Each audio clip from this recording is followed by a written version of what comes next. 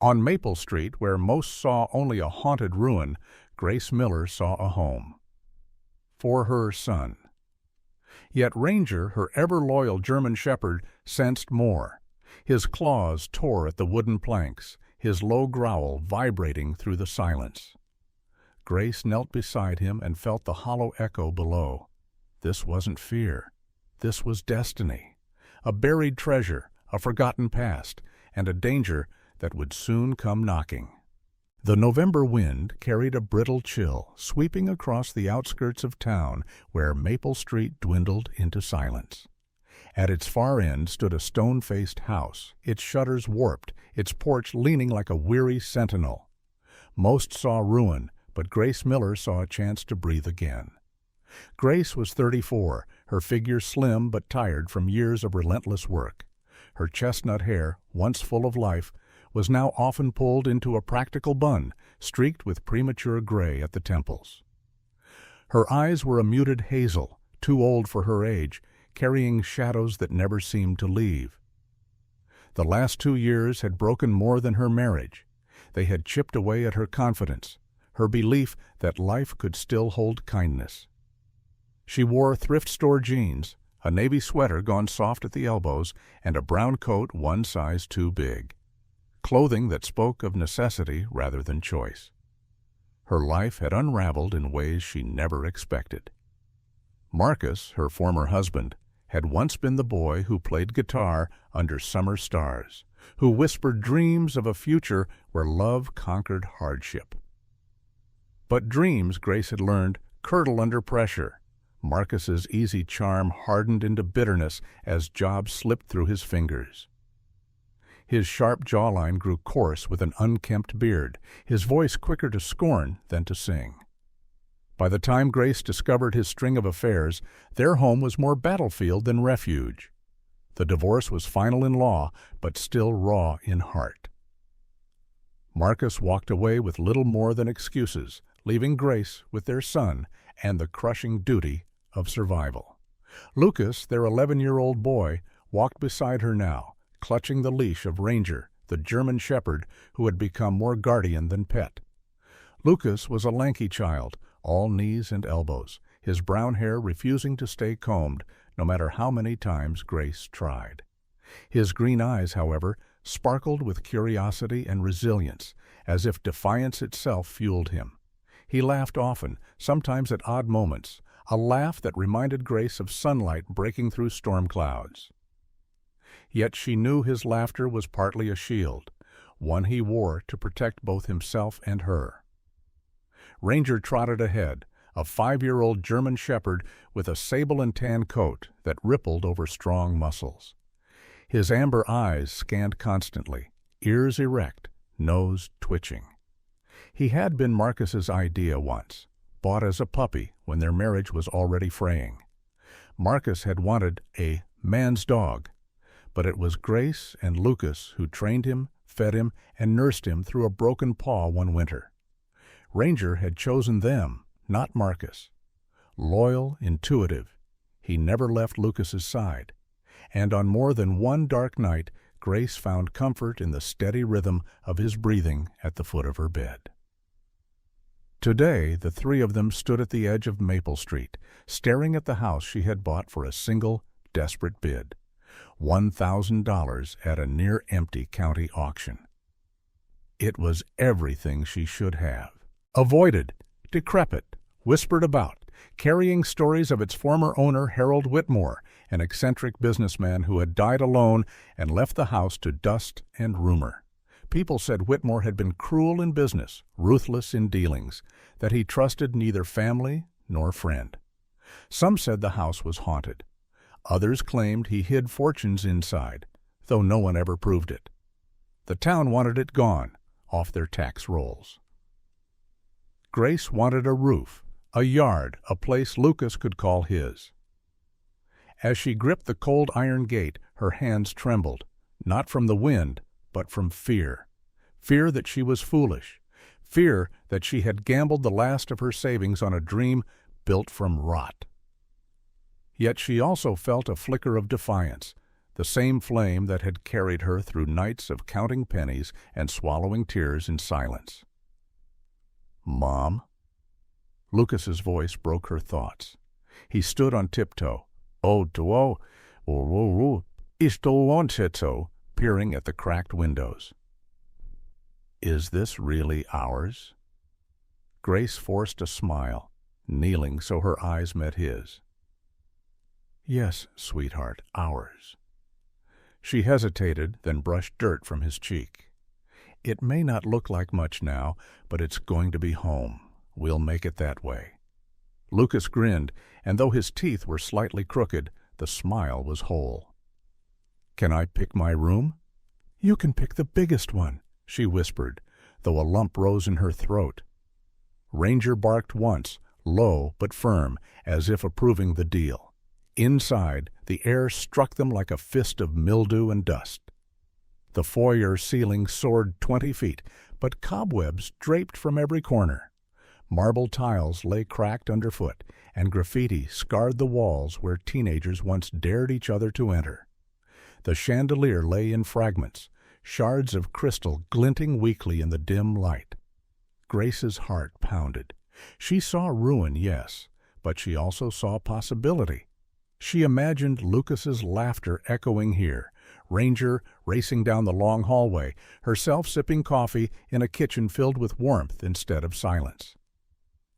She needed to believe in that vision, because the alternative, admitting she had made another catastrophic mistake, was unbearable. They moved cautiously, Ranger padding ahead, nails clicking softly. Each room told a story of neglect, mold spreading like bruises across wallpaper, floorboards swollen from water leaks, furniture long since stolen or smashed. Yet Lucas's excitement never dimmed. He darted into one room, then another, sketching futures with a child's imagination. "This could be my room, or this one. Look, Mom, 2 windows." Grace smiled faintly, though her stomach twisted with the weight of reality. She had 30 days before eviction from their apartment. 2 jobs barely held them afloat. She had no budget for contractors, no relatives to call for help. Every nail hammered here would be hers alone. As night fell, they unrolled 2 air mattresses in what had once been the library, the only room with intact windows and a door that still latched. Lucas spread his sleeping bag, proudly placing his battered stuffed elephant at the pillow's edge. Ranger circled twice before laying across the doorway like a silent guard. The wind moaned through the cracks in the walls, carrying whispers that might have unnerved another child. But Lucas only laughed, pulling the blanket tighter. "If there are ghosts, Mom, Ranger's going to recruit them. He'll have the best team ever." Grace lay beside him, staring at the shadowed ceiling, her chest aching. Lucas's faith was unshaken. He believed in her, in this house, in the possibility of a better tomorrow, and in that moment she vowed she would not fail him. No matter what the house demanded of her, she would give it. No matter how much work, how much pain, she would endure. For him, for them. Her last thought before sleep claimed her was simple, fierce, and desperate. "We will survive this house. And maybe, just maybe, this house will save us in return." Grace awoke to the creak of old wood, the kind of groan that came not from footsteps, but from the house itself settling into its years. The library's high shelves loomed in the shadows, and the faint outline of Ranger lay at the door. His ears pricked, though his body remained still. Lucas was curled under his blanket, one arm wrapped tightly around the battered elephant he never slept without. Grace listened, her breath shallow, until silence reclaimed the house. Only then did she close her eyes again. The following morning, the work began. Grace approached the house as if it were an opponent she could win over with persistence. With a broom in one hand and determination in the other, she attacked dust and cobwebs. Lucas, energetic despite the chill, insisted on helping, dragging an old rag nearly as big as his torso across the wooden floors. Ranger followed them room to room, nails scratching against warped boards, pausing often to sniff at the ground as though something beneath held his attention. By midday, Grace had opened every window she could, letting November air sweep through the rooms. It smelled of mold and wet earth, yet it felt like progress. In the hallway outside the library, however, Ranger behaved differently. He stiffened, hackles lifting, and pressed his paws against one section of the floor. He clawed with an odd urgency, whining softly. "Ranger, stop!" Grace said sharply, though unease prickled at the back of her neck. The wood there was uneven, one plank slightly warped compared to its neighbors. She crouched, tapped it with her knuckles, and froze. The sound was not the solid thud of timber against foundation, but a hollow echo. Lucas knelt beside her, wide-eyed. "Mom, it sounds like there's something under there." Grace forced a smile she did not feel. "Probably just old air pockets. Houses like this are full of them." She stood too quickly, brushing her hands against her jeans. "We'll worry about fixing floors later. For now, let's focus on cleaning." But Ranger stayed at the spot, circling and scratching. That night, Grace dreamed of tapping sounds echoing through dark hallways, and when she woke, the memory lingered like a shadow she couldn't shake. 2 days later, while clearing ash from the massive stone fireplace in the parlor, Lucas made a discovery. "Mom, come look!" His voice carried a tremor of excitement that had her rushing over, broom forgotten. Inside the soot-stained hearth, wedged behind a loose brick, was a folded sheet of paper. Its edges were browned with age, smudged with ash. Grace pulled it free carefully, her fingers blackened. She spread it on the cracked mantelpiece. It was a sketch, drawn in pencil, long faded, of the house itself. The outline of each floor was visible, but someone had marked the hallway outside the library with faint chalk, as though circling a secret. Grace's stomach clenched. "See?" Lucas's eyes glowed. "That's exactly where. Ranger keeps scratching. Maybe it's treasure, Mom." Grace wanted to dismiss it as a prank left by teenagers or a forgotten plan of repairs. Yet she couldn't ignore the strange alignment of dog and drawing. Folding the paper, she slid it into her coat pocket, unwilling to leave it lying in the open. Later that week, the weather turned, rain lashed the windows, and the house seemed to breathe with the storm, every gust coaxing groans from its tired frame. Grace sat awake on the library mattress, arms around her knees. Ranger was restless, pacing the doorway, ears twitching at sounds she couldn't hear.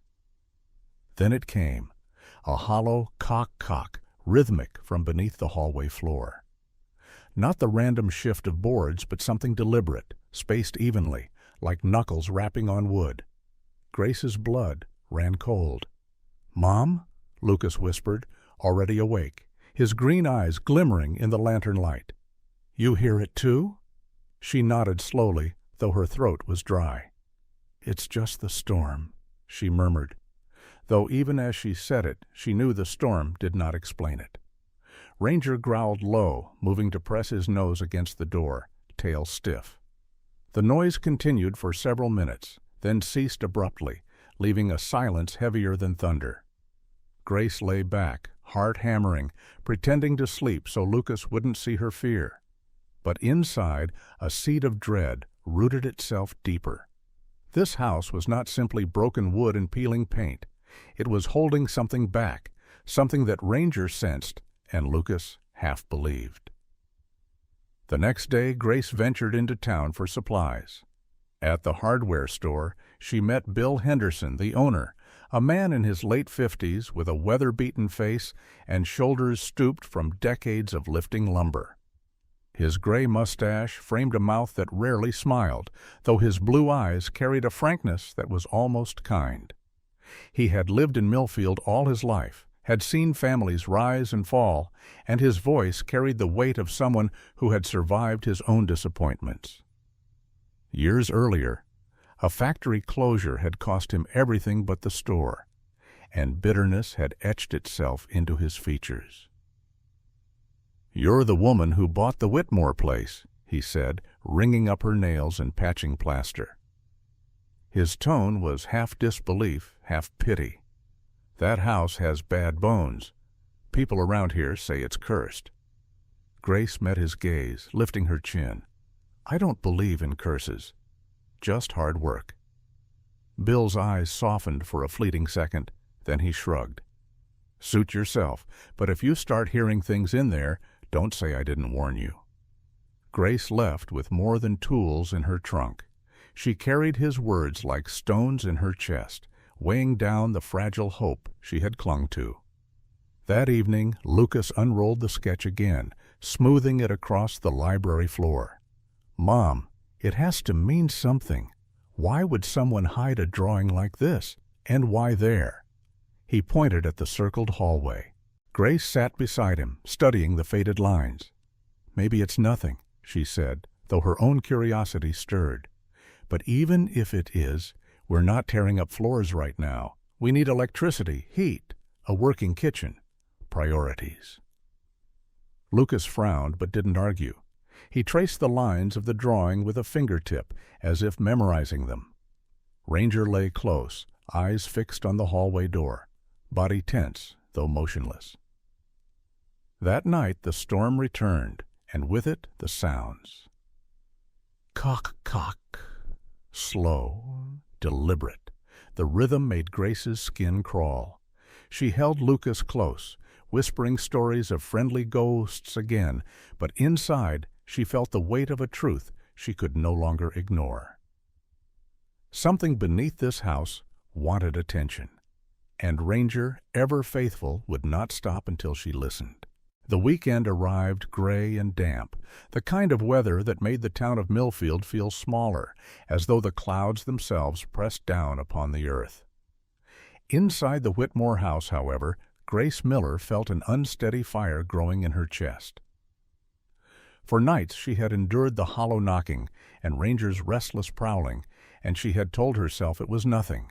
But the discovery of the sketch, the sound beneath the hallway floor, and the way her son's imagination latched onto it had left her with a choice. Ignore the mystery or confront it. She chose confrontation. Lucas watched eagerly as Grace knelt in the dim hallway outside the library. The air smelled faintly of damp wood and rust, and Ranger stood close, head tilted, amber eyes fixed on the warped planks. Grace's hands trembled as she pried at the first board with a crowbar borrowed from Bill Henderson's shop. The wood, softened by decades of neglect, splintered easily, giving way with a groan. Dust rose like ash. She worked slowly, each plank removed revealing more of the strange, hollow space below. At last, with 3 boards pried up, Grace froze. Beneath lay the outline of iron, mottled with rust, its edges almost indistinguishable from the surrounding dirt. It was a hatch, square, heavy, with hinges that had not seen light in decades. Her stomach tightened, and she felt Lucas's hand grip her sleeve. "Mom," he whispered, his voice wavering between fear and excitement, "there's something down there." Grace swallowed. The rational part of her screamed to stop, to nail the boards back in place, to pretend the mystery never existed. Yet another part, older, braver, perhaps desperate, pushed her forward. She wedged the crowbar under the iron ring, heaved, and nearly fell backward as the hatch groaned open with a sound like a wounded animal. Rust flaked off in orange dust, and a breath of air exhaled upward, cold and metallic. A stone staircase descended into darkness, narrow, uneven steps carved directly into the earth, their surfaces slick with damp. Ranger growled low, then sat at the opening, ears high, tail stiff, refusing to move. His gaze did not leave the shadows below. Grace lifted the flashlight she had brought, its thin beam quivering with her hand. "Stay close," she murmured to Lucas, though her voice betrayed her unease. They descended slowly, each step echoing. The air grew colder, heavier, filled with the scent of stone and oil. At the bottom lay a small chamber, perhaps 12 feet square, its walls crudely mortared. Wooden crates lined the space, stacked 2 or 3 high. Each was wrapped in oilcloth, edges darkened but intact. Dust coated everything in a thick gray blanket. Grace felt her pulse roar in her ears. Lucas's eyes widened. "It's like a pirate movie," he breathed. "Do you think—" Grace crouched at the nearest crate, hands trembling as she untied the rope. The cloth peeled away with a dry crackle, revealing wood still firm despite the years. She pried the lid loose with the crowbar.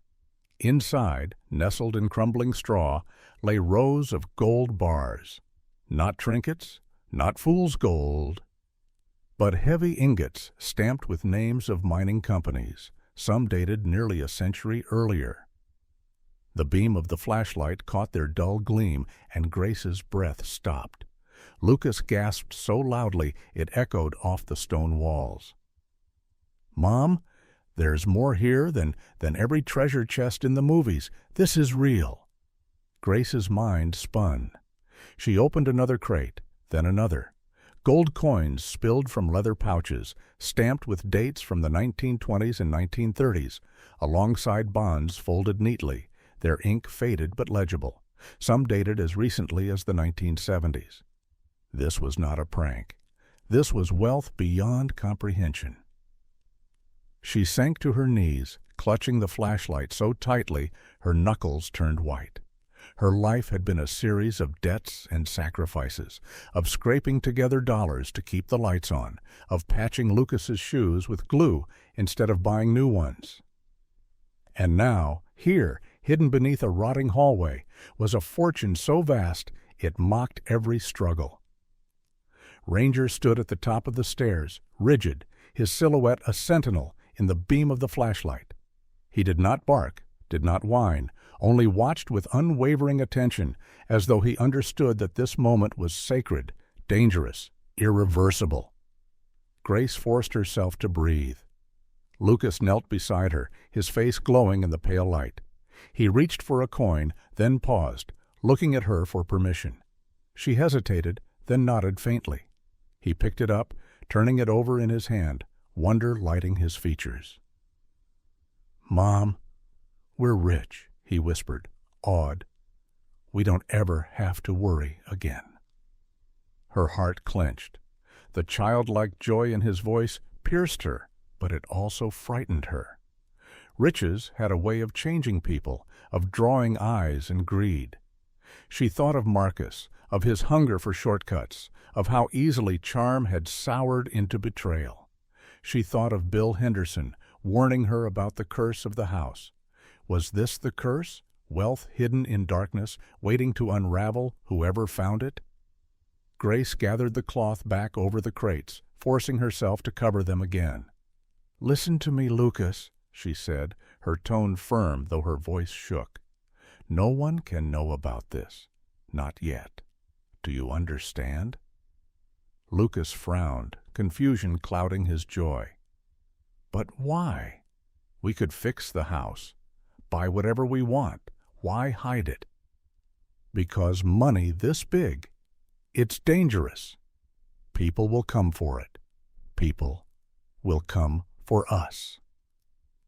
She placed a hand on his shoulder, feeling his small bones under her grip. "We need to be careful. Promise me, Lucas. Not a word to anyone." He nodded reluctantly, still clutching the coin. "I promise." They climbed the stairs slowly, Grace pausing to shut the hatch. It closed with a hollow finality, as though sealing more than just treasure beneath. Ranger sniffed the air once, then pressed his body against Grace's leg, offering silent reassurance. She stroked his head absently, though her thoughts were far away. That night, as rain tapped against the windows and the wind howled, Grace lay awake on the thin mattress, Lucas asleep beside her, the coin clutched in his palm. She stared at the ceiling, her mind storming with questions. How had Harold Whitmore gathered such a hoard? Why had he hidden it here? And most terrifying of all, who else might know it existed? Ranger shifted at the door, ears twitching at the faintest sound. Grace reached for her son's hand, curling her fingers around his. She had thought this house would test her strength through hardship.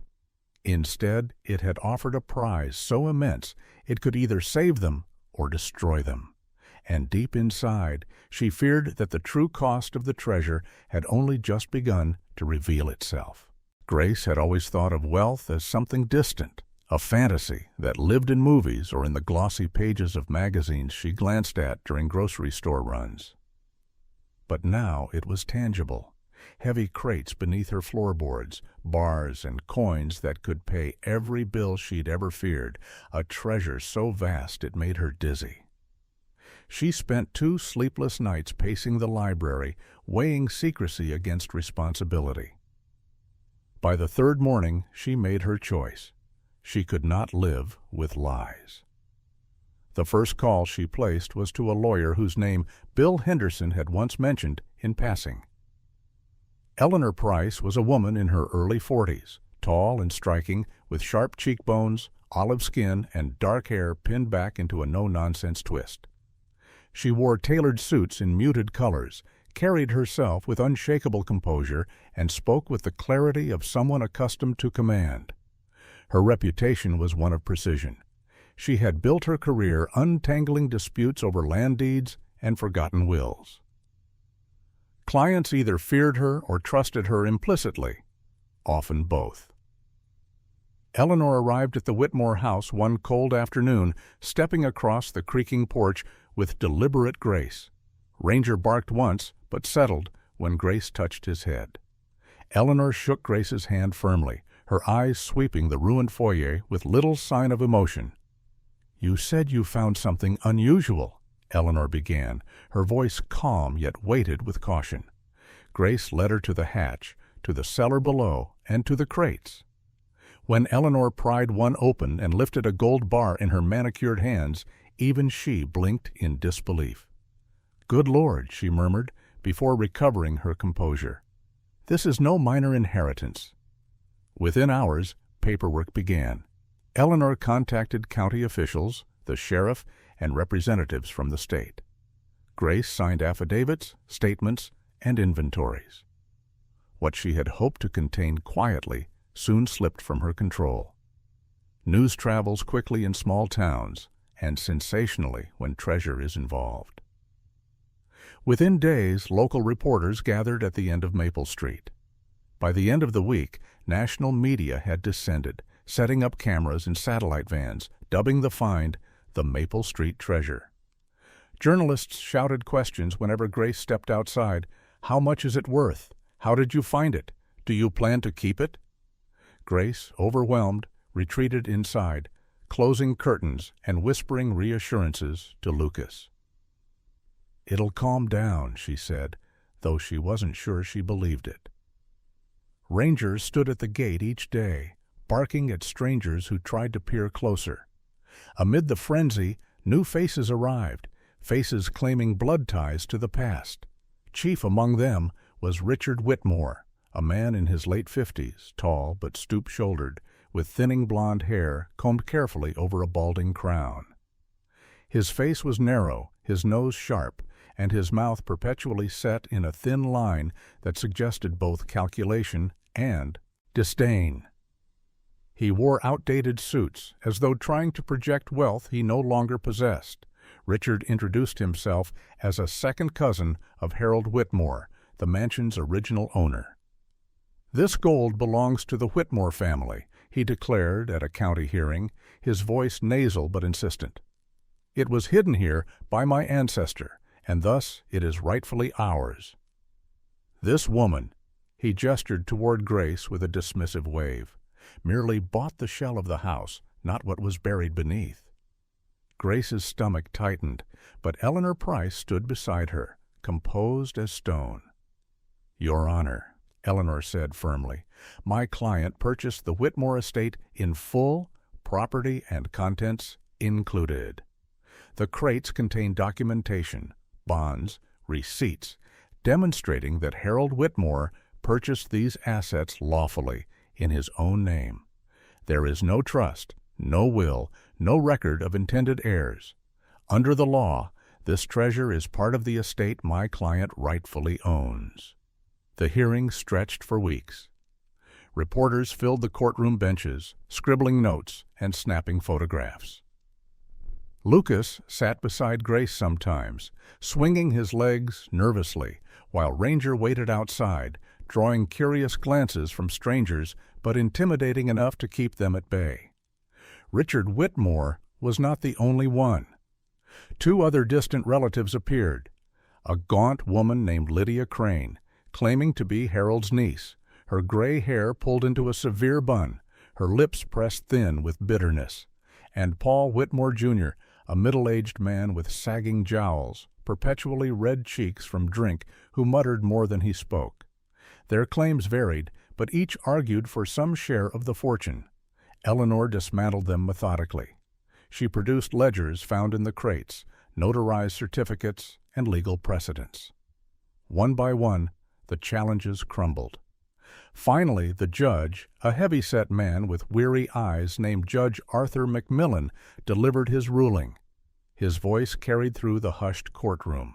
The court finds that the assets discovered within the Whitmore estate were legally purchased by Harold Whitmore in his lifetime. With no valid will or direct heirs, and with the property now lawfully owned by Grace Miller, all assets are deemed hers. The state shall collect applicable taxes and fees, but the remainder is awarded to the property's current owner. Grace sat frozen, Lucas's hand gripping hers. Reporters exploded into noise outside the chamber, cameras flashing, pens scratching headlines. Eleanor placed a steady hand on Grace's shoulder. "Congratulations," she said quietly. After legal fees and state taxes, nearly half of the treasure was gone before Grace ever touched it. Yet the remainder, just over $25 million, was beyond her wildest imagining. For a woman who had scraped together $1,000 to buy a collapsing mansion, the sum was both salvation and burden. That night, as floodlights from news vans glared through her curtains and voices echoed beyond the gates, Grace sat at the kitchen table with Lucas and Ranger. Lucas, still clutching the single coin he had first lifted from the crates, beamed. "We don't have to worry about rent anymore, Mom, or food, or anything." Grace smiled faintly, her eyes on Ranger, whose ears flicked at the sounds outside. "No, sweetheart," she whispered, "but sometimes the more you have, the more people want to take from you. We'll have to be careful." She gazed at the old stone walls of the house, remembering the first night on their air mattresses, the dust, the fear. Now the house was no longer just ruin. It was the center of a storm, of law, of greed, of headlines. And she wondered whether the true test was not finding the treasure, but surviving what came after. For the first time in years, Grace Miller woke without the weight of overdue bills pressing on her chest. The court had spoken, the money was hers, and though she still felt the burn of scrutiny from flashing cameras at the gates, she carried herself differently now, steadier, more rooted. Yet she knew wealth was a test as much as it was a blessing. It would either consume her or allow her to build something lasting. She refused to let it rot her soul the way it had so many Whitmores before her. The first decision she made was not to move.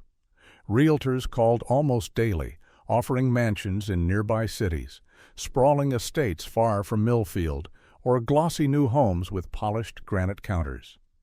Grace listened politely, then declined each one. "I bought this house when no one wanted it," she told Lucas one evening as they ate dinner at the scarred oak table. "It saved us. We'll save it."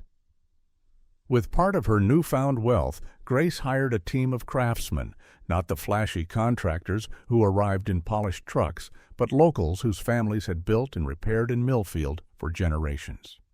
Among them was Samuel Ortiz, a carpenter in his late 40s with sun-browned skin, a thick black beard flecked with gray, and strong, calloused hands that treated wood as though it were alive. He had grown up in poverty, the son of migrant workers, and learned his trade by salvaging lumber from abandoned barns. Samuel was quiet, deliberate in speech, but his eyes softened whenever Lucas asked questions, and his laugh, when it finally emerged, was warm as cedar smoke. Under Samuel's guidance, the Whitmore house transformed. The sagging porch straightened, the broken windows were replaced with panes that caught the sun, and the once menacing hallway gleamed with polished oak. Yet Grace insisted the house's bones remain. "I don't want it to become something it isn't," she said. "It should carry its history, not erase it."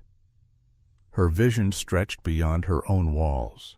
Grace had lived through hunger, the ache of telling Lucas she couldn't afford new shoes, the shame of food stamps. She would not forget those years simply because her bank account had swelled.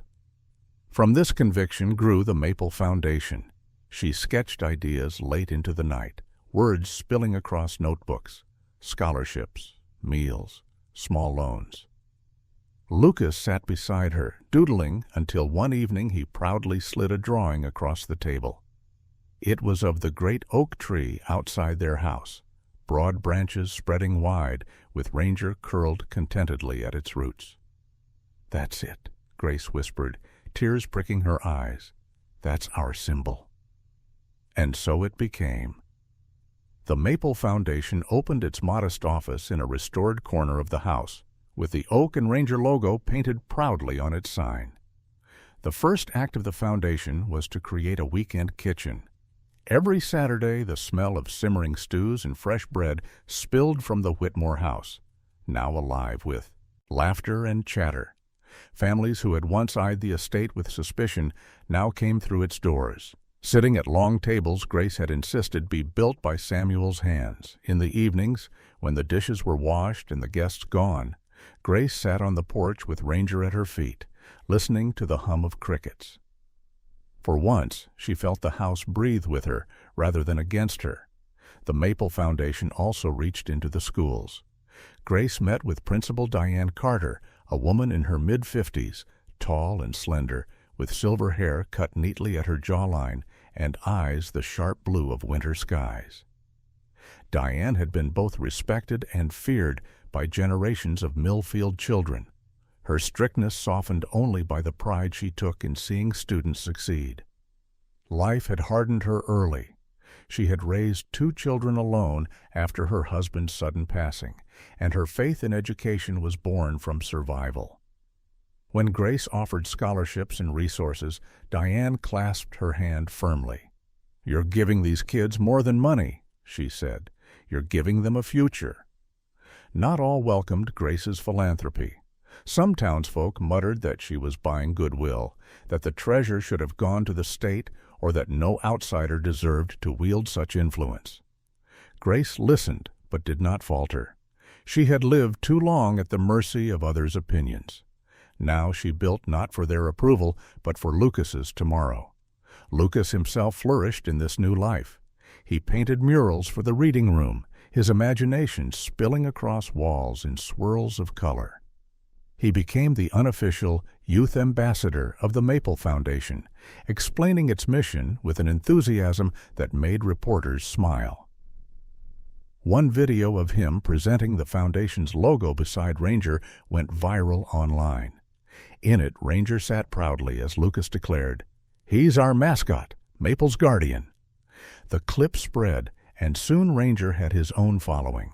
Photographs of the shepherd lounging under the oak or greeting children at Saturday meals flooded social media, earning him the affectionate nickname Mayor Ranger. Grace laughed when strangers asked for selfies with her dog, but deep down she understood the symbolism. Ranger represented loyalty, protection, and quiet strength, values she wanted the foundation to embody. Still, wealth carried shadows. Grace met with Eleanor Price often, navigating taxes, audits, and regulations. Eleanor, ever poised, warned her gently, "The brighter your light, the longer the shadows it casts. Not everyone will cheer for you, Grace. Some will wait for you to stumble." Grace nodded, her resolve hardening. She had not chosen this path for ease, but because she knew what it meant to have nothing. One evening, as autumn's chill deepened, Grace gathered Lucas and Ranger beneath the oak. The porch lights glowed warm against the dusk. "This house tried to break us when we first came," she said softly, brushing Lucas's hair from his forehead. "But look at it now. Look at what we've made of it." Lucas grinned, hugging Ranger tightly. "It's not scary anymore. It's ours. Forever." Grace looked at the great oak, its branches reaching like arms into the sky, and felt peace settle over her. For the first time since she had pried open that rusted hatch, she believed the treasure was not a curse, but a gift, one that demanded she share it. And so Maple Street, once the end of a forgotten road, became a place of new beginnings. For weeks, the Maple Foundation's work drew admiration from families and teachers, while Ranger's rising fame softened even the skeptics. Grace felt for the first time that she and Lucas were not merely surviving, but living with purpose.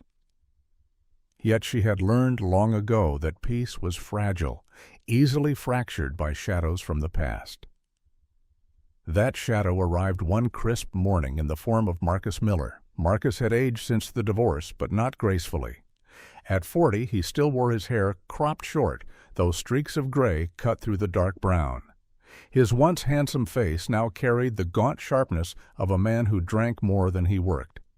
A trimmed beard failed to mask the hollows beneath his cheekbones. He dressed in an expensive suit that did not quite fit, as if purchased hastily to project an image of success. His eyes, once warm when they first met, had grown calculating, restless, always searching for advantage. Grace found him waiting at the courthouse steps when she arrived for a meeting about foundation permits. He leaned against a column, arms folded, smirking. "Well, Gracie," he said, voice dripping with false familiarity, "word travels fast. Seems you've done better without me than with me." Grace tightened her grip on her bag. "What do you want, Marcus?" He straightened, and a taller man in his late 30s stepped forward, David Klein, Marcus's lawyer. David had a clean-shaven jaw, sharp blue eyes behind rimless glasses, and an immaculately pressed charcoal suit. His voice was precise, polished, with the kind of cold confidence born from years of winning battles for clients regardless of morality. "My client," David began smoothly, "is petitioning the court for a reassessment of his financial obligations in light of Ms. Miller's considerable change in fortune. He also intends to file for shared custody of his son." Grace's chest constricted. "Lucas is not a prize to be divided. Everything I've done, every choice, has been for him. This money isn't for the past, Marcus. It's for the future." Marcus's smirk wavered, but David spoke over her. "The courts will decide. You'll be hearing from us." The conversation left Grace shaken. That night, as she tucked Lucas into bed, she kept her tone light. But Ranger sensed the unease, pressing close to her leg, ears flicking at the slightest sound. The next test came not from legal threats, but from something far darker. One stormy evening, when cameras from reporters still lingered outside the gates, Grace woke to Ranger's furious barking. The shepherd's body was taut, fur bristling as he lunged toward the back of the house. Lucas sat bolt upright, fear flashing in his green eyes. Grace grabbed the flashlight and hurried after Ranger. At the rear door, the lock hung twisted, splintered by force. Shadows moved in the kitchen. Two men, lean and quick, their faces hidden under ski masks. One carried a crowbar, the other a canvas bag. Their voices were low, urgent. "They said there's more gold here. Find it before she wakes."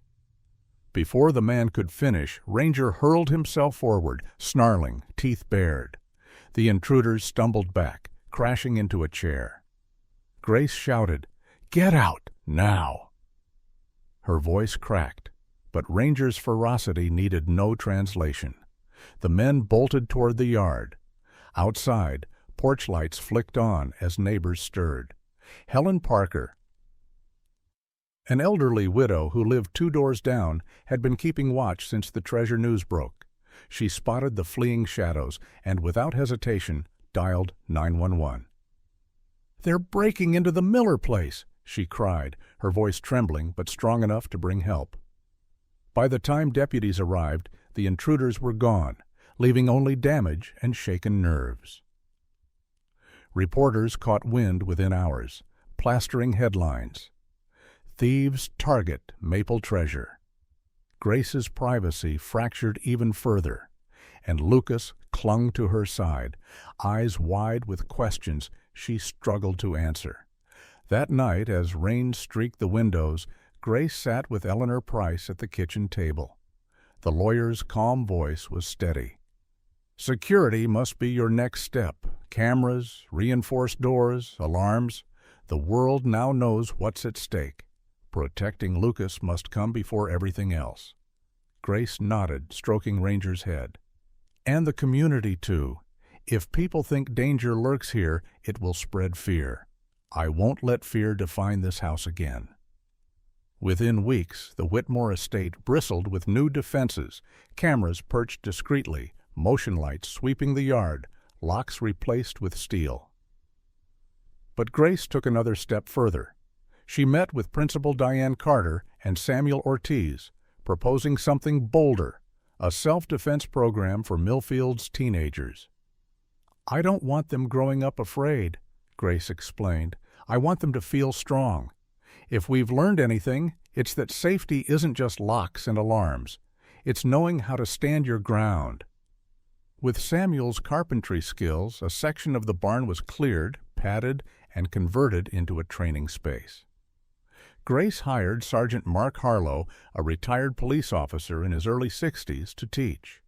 Mark was a broad-shouldered man with a square jaw, a neatly trimmed gray mustache, and deep-set eyes that had seen too much of humanity's failures.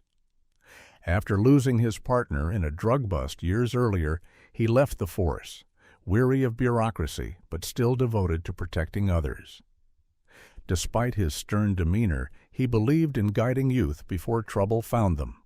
Classes began small, a handful of teenagers awkwardly learning stances and blocks. But word spread, and soon dozens came, their laughter and shouts filling the barn on weekends. Grace stood at the sidelines with Lucas, watching as Ranger lay at the edge like a watchful coach. "See?" Lucas whispered, eyes shining. "Now Ranger has a whole team." Grace smiled, hearty, swelling with both pride and caution. Darkness had returned, yes, but she had turned it into fuel. This house, once a monument to secrets, now became a fortress of learning and strength. And though Marcus's threats loomed and thieves might come again, she knew the community around her was no longer passive. They were part of the defense, part of the dream. Spring settled over Millfield with a gentleness that felt almost like an apology for the chaos of the months before. The oak tree outside the Whitmore house stretched its branches wider, bursting with new leaves that shimmered when the wind caught them. The house, once whispered about as cursed, now radiated life. Laughter drifted from its open windows. The smell of baking bread spilled into the street, and voices of children echoed across the yard. Grace Miller leaned on the porch rail, a mug of coffee warming her hands, and watched her son sketch lines into a notebook. Lucas had grown taller in the years since the treasure's discovery, his limbs lengthening into the first awkward signs of adolescence. His hair still refused taming, but his eyes, bright green, restless, carried focus now. He bent over the page with the intensity of a young man shaping his future. "What's this one?" Grace asked, tilting her head at the sketch. "A new community hall," Lucas replied, lifting the paper with a grin. "Bigger kitchen, space for classes, maybe even a design studio upstairs. If I study architecture, I could make it real." Grace smiled, pride swelling in her chest. "You'll build it, and better than I ever imagined." Ranger shuffled onto the porch beside her, his movements slower than they once had been. Age had streaked his sable coat with silver, and his once springing step had mellowed into a dignified pace. He sank down at Grace's feet, sighing contentedly, amber eyes scanning the yard as if ensuring all was safe. Children played tag around the oak tree, and Ranger's ears twitched with each laugh. Though no longer fierce in chase, he remained a guardian, the calm heart of their home. Inside, the house no longer echoed with emptiness. The library had become a gathering place every weekend, shelves lined with books donated by families and schools. Children sprawled across cushions, teenagers argued over novels, and sometimes adults slipped in, pretending to browse while finding a quiet moment to breathe. Grace often found herself in the kitchen with Samuel Ortiz, the carpenter-turned-friend, rolling dough for bread while he shared stories of salvaged barns and his daughter's college plans. One Saturday afternoon, a wedding unfolded in the yard. Anna Green, a nurse in her 30s with curly auburn hair and freckles, and Tom Alvarez, a mechanic with grease-stained hands and a wide grin, had asked Grace if they could exchange vows beneath the oak. They had met at the weekend kitchen, where Anna volunteered and Tom repaired appliances for free. Grace said yes without hesitation. Chairs lined the lawn, white ribbons fluttered, and the community gathered. Lucas played guitar softly, and Ranger, wearing a wreath of daisies Lucas had insisted upon, sat solemnly at the front row. When the couple kissed, cheers rang out so loud even the reporters lingering at the edge of town smiled. Grace had never sought grandeur, she had turned wealth into something humbler, steadier, like bread rising in an oven, ordinary and miraculous at once. The Maple Foundation grew steadily, scholarships expanding, microloans helping parents start small businesses. Diane Carter, the principal, often visited, her silver hair gleaming under the lights as she guided new programs for students. Even Eleanor Price, her lawyer, stopped by occasionally, sipping tea on the porch and reminding Grace with a rare smile, "You've done more good with this fortune than any court ruling could have imagined." But Grace believed the real treasure was not written in bank ledgers. One evening she painted a small wooden sign and hung it on the door that led to the hatch. The words were simple. "No more gold down here. The real treasure is upstairs, where there are books, laughter, and the smell of cookies." When visitors came, they chuckled at first, then fell silent, nodding as the truth settled. Treasure had drawn attention to Maple Street, but what kept people returning was the warmth they felt, the belonging they carried home with them. Lucas thrived in this world of possibility. He spoke often of scholarships, of studying architecture and management so he could take over the foundation one day. He saw buildings not just as structures, but as vessels for people, places that carried stories. Grace listened, her heart full, and prayed she would live long enough to see his dreams realized. Ranger grew older, his steps slower, but his presence remained constant. Often he lay beneath the oak tree, gaze fixed toward the porch, as though guarding his family from both seen and unseen threats.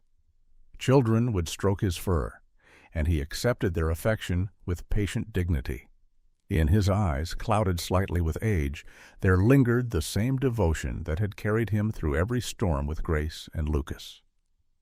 On a quiet evening, as the sun painted the horizon gold, Grace stood on the porch with Lucas beside her and Ranger at their feet. The voices of neighbors drifted through the air, mingling with the clink of dishes from the community kitchen.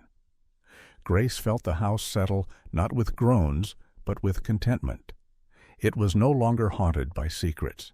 It had become the beating heart of a community, alive with laughter, hope, and the resilience of those who had once thought themselves forgotten. Grace touched the railing, whispering a prayer of thanks, not for the fortune, but for the chance to turn it into something lasting. She looked at Lucas and said softly, This is the treasure I wanted all along." And under the oak, Ranger lifted his head, as if agreeing. Sometimes the greatest treasures are not buried beneath the ground, but given to us through love, perseverance, and the quiet miracles of everyday life. Grace, Lucas, and Ranger remind us that what seems like ruin can become redemption, and what feels like loss can turn into a blessing. Perhaps it is not luck, but God's gentle hand guiding us through storms into the sunlight of new beginnings. May their story remind us that miracles are not distant. They live in every act of kindness, in every laugh of a child, in every community that chooses hope over fear. And may God bless you and your family, giving you strength, peace, and the courage to keep building your own treasures of the heart. If this story touched you, please share it with someone you love. Leave your thoughts in the comments, and don't forget to subscribe to our channel for more stories of hope, faith, and resilience. May the Lord watch over you today and always.